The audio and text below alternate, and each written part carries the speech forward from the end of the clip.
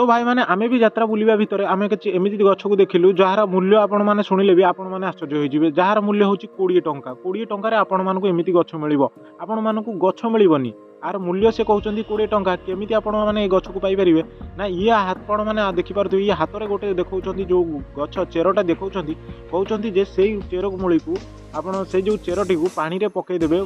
5 minute पानी में भिजे रखला आपण मानक 2 दिन सेमती ओदा अवस्था रखीदे आपण मानक ये प्रथम जो छोट गछटी देखा मिलूँ एमती कुछ आपको देखा मिल तापर कौन हम ना आपण मैंने जो बड़ गछटी देखुं ये बड़ गछटी केमी हम जोटा शो गछ कहती शो ट्री तो कौन हम ना एमतीका मसे पर एमतीका गछ हो बोली ये भाईनाटी आमको कहते तो आपण मैंने यार मूल्य के शुणी 20 टंका 20 टंकार एमतीका गछ मिल एटा तो असंभव कथा आपण मैंने जो चेर देखुं से चेरु गछ पुनर्बार हेबो एटा पूरा असंभव मते तो ये 1% भी विश्वास होनी।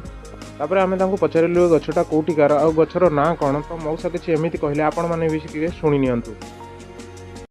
संजीवनी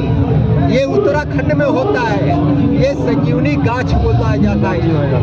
20 रुपये का कोता है 5 मिनट के लिए।